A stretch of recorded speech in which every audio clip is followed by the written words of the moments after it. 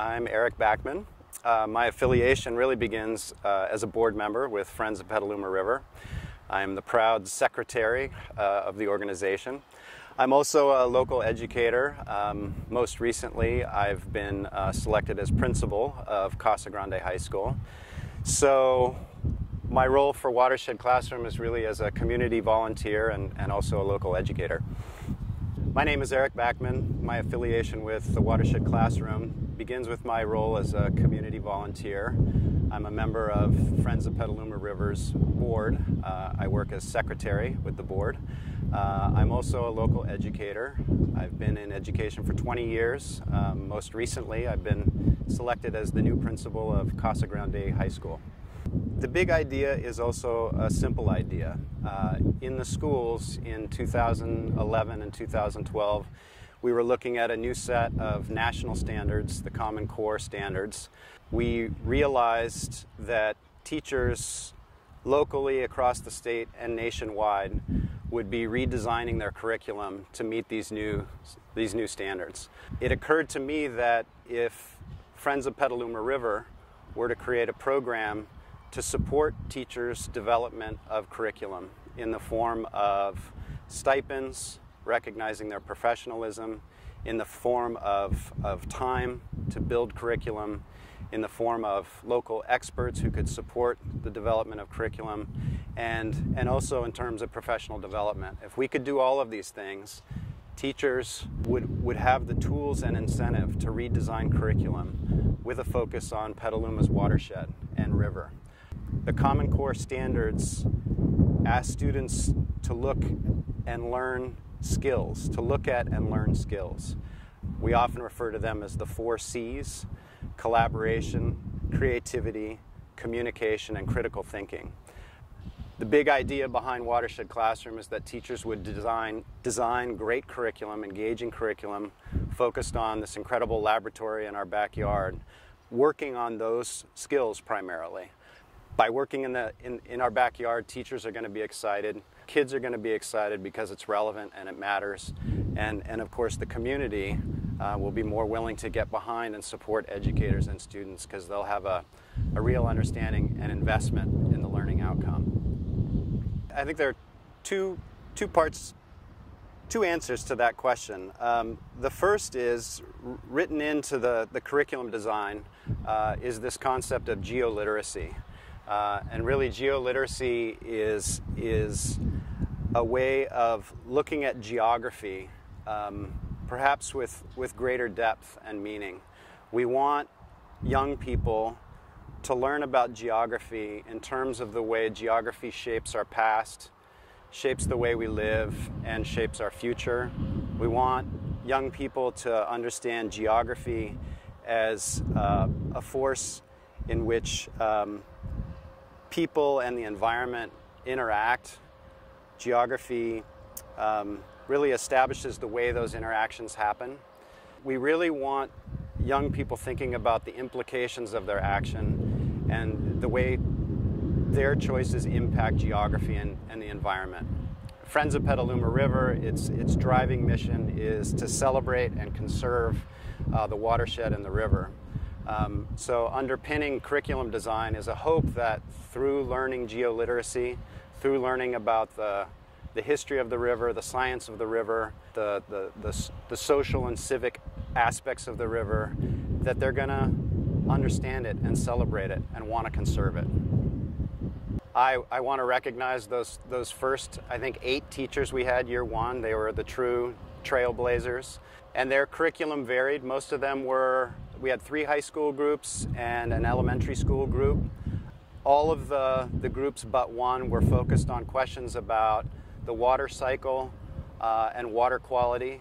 The groups were looking at questions related to climate change and the drought, incredibly relevant topics now and going into the future.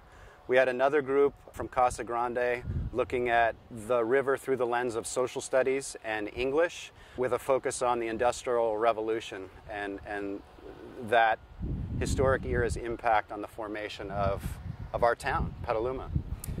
Going from year 1 to year 2, we grew the group from 8 teachers. I believe we doubled to 16 teachers. We had probably 6 teacher teams working year 2.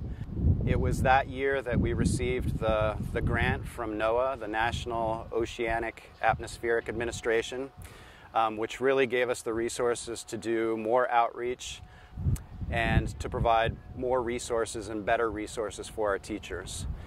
So between year 2 and year 3, we've really grown. Today we're at Buck Institute of Education project-based learning training. We've got 22 teachers inside. There are an additional 8 to 10 teachers involved. Every school in Petaluma is represented, but 2. Kenilworth, we're coming to get you. And Pengrove, we're coming to get you. So the projects vary now from social studies, lots of science projects. We have biology teachers involved for the 2nd year in a row. We have a photography teacher who's involved, so we're going to introduce the arts this year, which is really exciting. Lots of new uses of technology out in the field.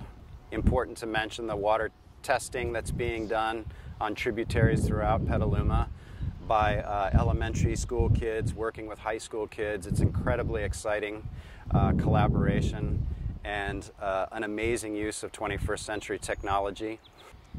I think it's really worth noting the importance of having Buck Institute involved. It's a world-class professional development organization that's supporting teachers in the development of the highest quality Common Core curriculum, I think, anywhere.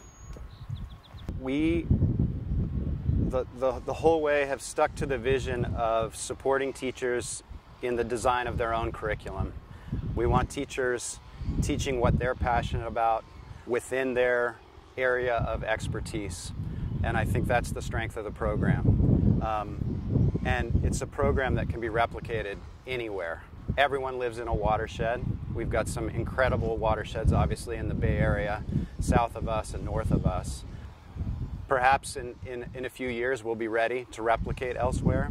In the meantime, our goal, year 5, year 6, is that every student in Petaluma City Schools and the surrounding school districts, every kid at every grade level would learn some aspect of the river and the watershed. So that grades K through 12, students in Petaluma, their knowledge and appreciation for the river and watershed are deepening and growing, becoming more complex, so that when we graduate in the 12th grade, every student in Petaluma, and each year that's about 750 kids, would be experts in their understanding of the watershed and the river. Back to geoliteracy, these are kids who would really understand how vitally important the river and watershed is to Petaluma, to our future.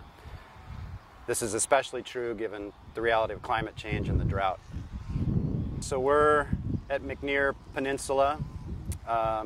Some folks refer to it as the Steamer Landing Park. Those of us at Friends of Petaluma River have deemed it the David Yearsley River Heritage Center. David Yearsley is the founder of the organization. I think a true leader and champion of Petaluma, and certainly the greatest champion of the river. So the Heritage Center is home to Friends of Petaluma River. We're working to restore it so that this space, which is very special and unique in Petaluma, becomes a community center for celebration, for education, a space where people learn the importance of conservation. It's also the site that we would like local educators to recognize as a classroom away from their own classroom on their school sites.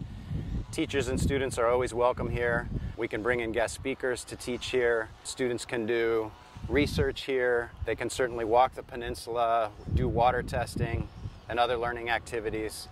It's a classroom away from the site that all educators are welcome to come to. It's a very exciting program.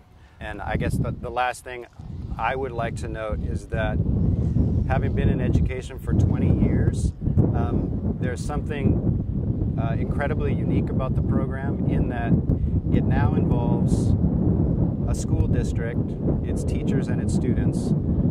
It involves a local nonprofit organization. It involves a county agency, the Sonoma County Water Agency.